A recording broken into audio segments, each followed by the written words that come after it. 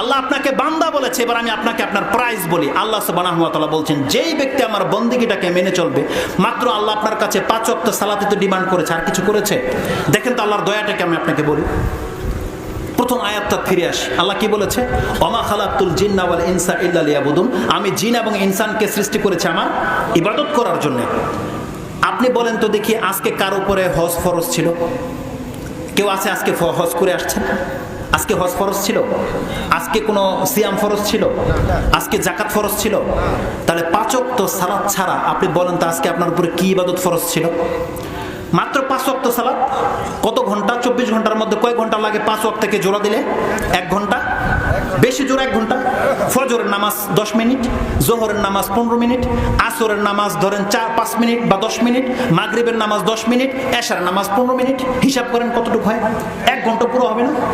তাহলে 1 ঘন্টা মাত্র আপনি সালাত আদায় করলেন, আর আল্লাহ বলছেন, বান্দা তোমাকে আমি 1 ঘন্টার জন্য সৃষ্টি করি নাই, বরং আমি তোমাকে বন্দেগী করার জন্য সৃষ্টি করেছি। বন্দেগী মানে কি? তার মানে আজকে সারাদিন ঘুম নাই তোমার, সারাদিন তোমাকে দাঁড়িয়ে থাকার জন্য আমি সৃষ্টি করেছি।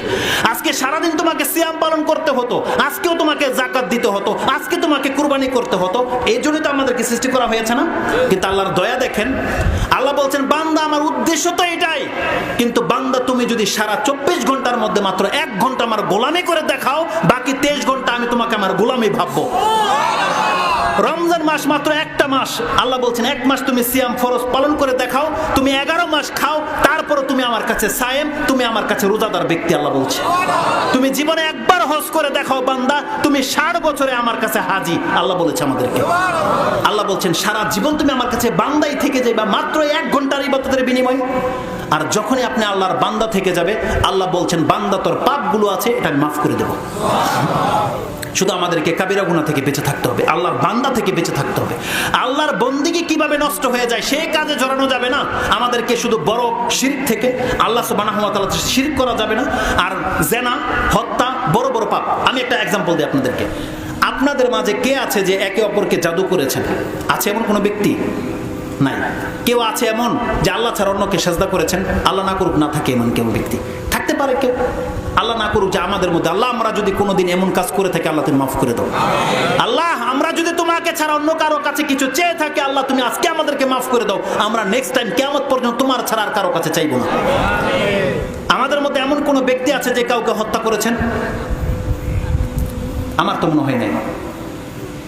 তাহলে এই যে রাসূলুল্লাহ সাল্লাল্লাহু আলাইহি ওয়াসাল্লাম যে 7টা কাবিরা গুনাহ কথা বলেছে, আল্লাহ বলছেন ইজতানিবু সাবআল মুবিকাত। রাসূলুল্লাহ বলছেন তোমরা 7টা ধ্বংসাত্মক পাপ থেকে বেঁচে থাকো। তার একটা হচ্ছে শিরক, একটা হচ্ছে হত্যা, একটা হচ্ছে কি বললাম জাদু, আকলিল মাল ইল ইয়াতিম, এতিমের মাল ভক্ষণ করা। আপনাকে এতিমের মাল খান, আর আমাদের সমাজে এতিমই নেই, খাবেন কি? তো এতিমের মাল আপনারা ভক্ষণ করেন। আপনারা কি কোনো সতী সাধ্বী মানে সৎ মহিলাকে অপবাদ দিয়েছেন? দেননি। যুদ্ধ হইতে হয়নি, আমরা পালামুখী। তাহলে 7টা অপরাধের কথা রাসূলুল্লাহ বলছেন, এটা হচ্ছে কাবিরা গুনাহ, আকবারুল কাবায়ের। আমি একটা শুধু বলি না, সেটা হচ্ছে হারাম খাওয়া, জেনা, এগুলো বলি না। কেন বলি না? কারণ এর গ্যারান্টি কেউ দিতে পারবে না। আমি হুজুর দিতে পারবো না আপনাদেরকে। আমি যদি হাত তুলে আপনাকে লজ্জা দিতে চাই না। তাহলে আমি যেই মেসেজটা আপনাকে দিতে চেয়েছি, দেখেন আল্লাহ সুবহানাহু ওয়া তাআলা যেই সমস্ত কাবিরা গুনাহ থেকে আমাদেরকে বাঁচিয়ে রেখেছে, আমরা প্রত্যেকে বেঁচে আছি, কিন্তু কারো কারো মাঝে কোনো একটা পাপ রয়ে গেছে। কেউ হয়তো জেনা করেছে, কেউ কাউকে হত্যা করে ফেলেছে। সে কোনোদিন জেনাও করেনি, মদও খায়নি, তার পাপ কি শুধু একটা হত্যা। কেউ আছে জেনা করে কিন্তু কাউকে হত্যা করে নাই, সে কোনোদিন নেশার মধ্যে স্পর্শ করে নাই। কেউ আছে আবার নেশা করে কোনোদিন কোনো মহিলাকে স্পর্শ করে নাই, হত্যাও করেনি।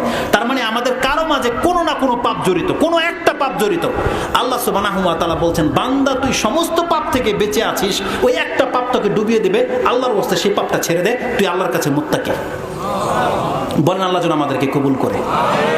আমাদের প্রত্যেকের জীবনে কোনো পাপ নাই, ওই একটা পাপ আছে না, আমরা যদি সেটা ছেড়ে দিই আমরা মুত্তাকি। আর আল্লাহ বলছেন, বান্দা তুই যদি মুত্তাকি হস, তোর জন্য আমি জান্নাতকে প্রস্তুত করে রেখেছি। আল্লাহ বলছেন, ওয়াসারিউ ইলা মাগফিরাতিম মির রাব্বিকুম ওয়া জান্নাতিন আরদুহাস সামাওয়াতি ওয়াল আরদ উইদ্দাত লিল মুত্তাকিন।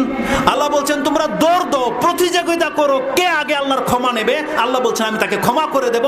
এবং সেই জান্নাতের দিকে আসো, সেই যে জান্নাতের প্রশস্ততা হচ্ছে 7 আকাশ এবং 7 জমির সমান। আল্লাহ বলছেন উইদ্দাত লিল মুত্তাকিন, আমি এটাকে প্রস্তুত করে রেখেছি যারা আমাকে ভয় করে চলে তাদের জন্য। আমরা কি আল্লাহর মুত্তাকি বান্দা হতে প্রস্তুত?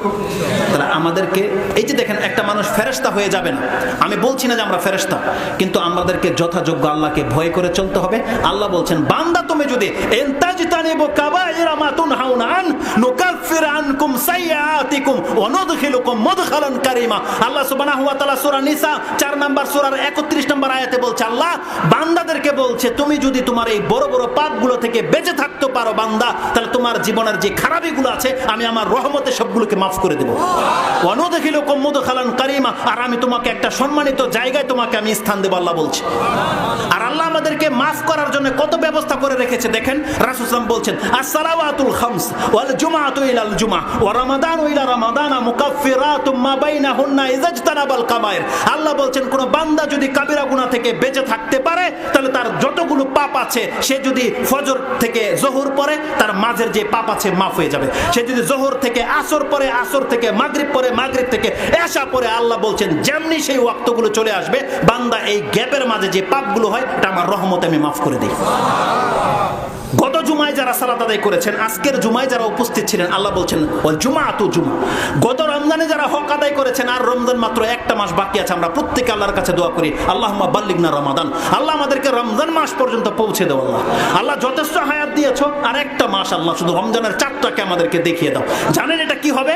রাসূল সাল্লাল্লাহু আলাইহি ওয়াসাল্লাম বলছেন আর রমাদান ইলা রমাদান, যখনই রমজানের চাঁদ উঠে যাবে আর আপনি জীবিত, আল্লাহ বলছেন মুকাফফিরাতুন মা বাইনাহুম, আপনার এর মাঝে যে পাপ আছে আল্লাহ মাফ করে দেবে। এটা মুসলিম শরীফের হাদিস, আমি আপনাকে বলছি, তাহারাতের অধ্যায় রয়েছে। অতএব আমাদেরকে আল্লাহ সুবহানাহু ওয়া তাআলার ক্ষমা নিতে বেশি কিছু লাগবে না।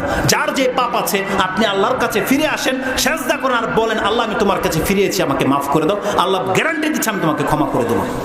আকুলু লিকাউলি হাযা আস্তাগফিরুল্লাহ লি ওয়া লাকুম ওয়া লিসাইরিল মুসলিমিন ফাস্তাগফিরু ইন্নাহু হুয়াল গফুরুর রহিম। আমি আমার বক্তব্য এখান থেকে শেষ করে দিচ্ছি। কতটুকু সময় হয়েছে?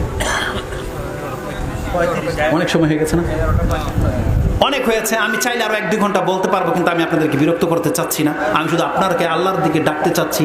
দেখেন ওয়াজ মাহফিল বহুত শুনেছেন, আপনি শুধু আল্লাহর কাছে একটা সুস্থ অন্তর নিয়ে উপস্থিত হয়ে যান, আপনি কত বেনিফিট পাবেন। আজকে জুমায় এই আয়াতটা বলেছিলাম, সেই আয়াতটাই শুধু আমি আপনার কাছে আজকে ঝেড়ে দিতে চাচ্ছি। আল্লাহ বলছেন ইয়াউমা লা ইয়ানফাউ মালুন ওয়ালা বানুন, একটা দিন আসতে যাচ্ছে, সেই দিন কারো টাকা পয়সা, কারো সন্তান সন্ততি কোনো কাজে আসবে না। আল্লাহ বলছেন ইল্লা মান আতাল্লাহ বিকালবিন সালিম, যেই ব্যক্তি আল্লাহর কাছে একটা সুস্থ অন্তর নিয়ে উপস্থিত হতে পারবে, সেই ব্যক্তি হচ্ছে নাজাত পাবে, সেই ব্যক্তি হচ্ছে জ্ঞানার, সেই ব্যক্তি হচ্ছে উইনার, সেই ব্যক্তি হচ্ছে জিতে যাওয়া ব্যক্তি। আমরা প্রত্যেকে আল্লাহর কাছে দোয়া করি আল্লাহ আমাদেরকে তুমি জান্নাত দান করো। আল্লাহ যে নবীর দিন তুমি আমাদের কাছে রেখে গেছো, আল্লাহ এই দিনের উপর আমাদেরকে কায়েম রাখো। আমাদের দ্বারা যদি ভুল ত্রুটি কমে আল্লাহ শিরিক হয়ে গিয়ে থাকে, আল্লাহ তুমি আমাদের শিরিকগুলোকে মাফ করে দাও। আল্লাহ তোমার যে তাওহীদের বাণী তুমি কোরআনে নাজিল করে দিয়েছো, সেই কোরআনের জ্ঞান আমাদেরকে তুমি দান করো, এবং আমরা যেন তোমার বান্দা হয়ে তোমার কাছে সাক্ষাৎ করতে পারি। আল্লাহ আমাদেরকে তুমি মাহরুম করে দিও না। রব্বানা ইন্না নাসআলুকাল হুদা ওয়াত তুকা ওয়াল আফাফা ওয়াল গিনা। আল্লাহ আমরা তোমার কাছে চাচ্ছি, আল্লাহ তুমি আমাদেরকে হেদায়েত দান করো। আল্লাহ তুমি আমাদেরকে পূর্ণতা দান করো। আল্লাহ আমাদের অভাবকে তুমি মিটিয়ে দাও। আল্লাহ সুবহানাহু ওয়া তাআলা ইন্না নাসআলুকাল জান্নাতুল ফিরদাউস, আল্লাহ তোমার কাছে আমরা জান্নাতুল ফিরদাউস চাচ্ছি। রব্বানা লা তুযিগ কুলুবানা বাদা ইয হাদাইতানা ওয়া হাব লানা মিন লাদুনকা রাহমা ইন্নাকা আনতাল ওয়াহ্হাব। আল্লাহ যখন তুমি আমাদেরকে হেদায়েত করেই দিয়েছো, আল্লাহ তুমি আমাকে আর গুমরাহ করে দিও না। আল্লাহ তুমি হচ্ছেন ওয়াহাব, তুমি হচ্ছ দাতা। আল্লাহ তুমি কবুল করো। রব্বানা আতিনা ফিদ দুনিয়া হাসানাতাও ওয়া ফিল আখিরাতি হাসানাতাও ওয়া কিনা আযাবান নার।